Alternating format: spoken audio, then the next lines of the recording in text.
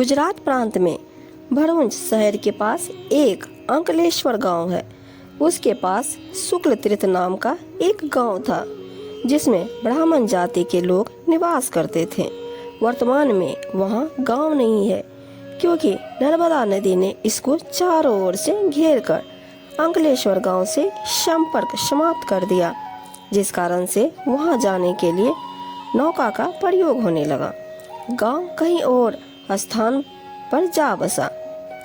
उस समय विक्रमी संवत 1465 सन 1408 में इस शुक्ल तीर्थ गांव में दो ब्राह्मण सगे भाई रहते थे, जिनके नाम थे, बड़े का नाम था जीवा तथा छोटे का नाम था दत्ता। जीवा को एक लड़की संतान रूप में प्राप्त थी तथा दत्ता को एक लड़का था। जीवा तथा दत्ता प्रभु प्रेमी भक्त आत्माएं थे। इनको सत्संग से पता चला कि गुरु के बिना मोक्ष नहीं हो सकता।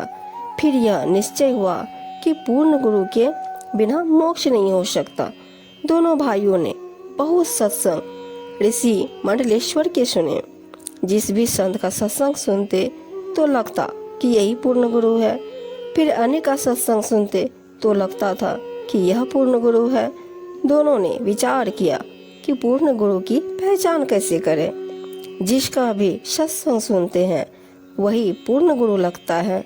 उन्होंने निर्णय किया कि एक वट वृक्ष की सूखी टहनी लाकर मिट्टी में गाड़ेंगे तथा इसमें संतों के चरण धोकर चरणामृत इस सूखी टहनी के गड्ढे में डालेंगे।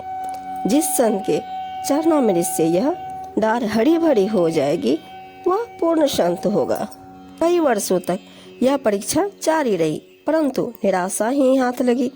हताश होकर मान बैठे पृथ्वी में वर्तमान में कोई पूर्ण संत है ही नहीं। कबीर साहिब जी उस शुक्ल तीर्थ गांव में एक संत वेश में कबीर साहिब को दत्ता ने देखा और बड़े भाई जीवा को बताया। जीवा ने कहा, यह सड़क छाप संत है, इससे क्या लाभ होगा। जब बड़े बड़े मंडलेश्वर से कुछ नहीं हुआ तो इससे क्या होगा। दत्ता के अधिक आग्रह पर कबीर साहिब जी को अपने घर बुला लिया। सर्वप्रथम चरण धोकर चरणामृत को दत्ता ने सूखी डार लगे गड्ढे में डाला। तुरंत ही हरी भरी हो गई। पूर्ण सदगुरु को प्राप्त करके दोनों भाई गदगद हो गए तथा दीक्षा ग्रहण की। दोनों ने कबीर साहिब से करबद्ध होकर प्रार्थना की, हे प्रभु, आप पहले क्यों नहीं मिले, हमारा बहुत जीवन व्यर्थ हो गया। कबीर साहिब जी ने उत्तर दिया, हे जीवा दत्ता, मैं पहले भी आ सकता था।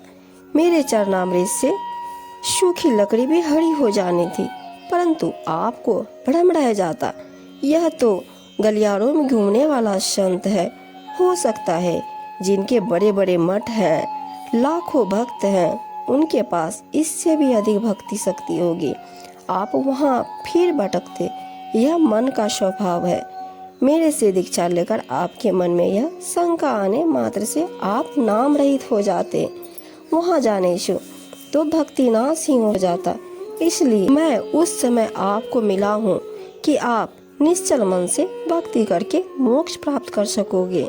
जब ब्राह्मणों को पता चला जीवा दत्ता ने कबीर जोलाहा काशी वाले से दीक्षा लेकर धर्म नष्ट कर दिया है तो उनको जाति से बाहर कर दिया।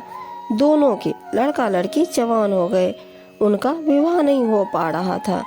तब कबीर साहिब जी को पता चला तो जीवा दत्ता को एक युक्ति बताई। युक्ति अनुसार अफवाह फैला दी कि जीवा की लड़की तथा दत्ता के लड़के से विवाह होने जा रहा है।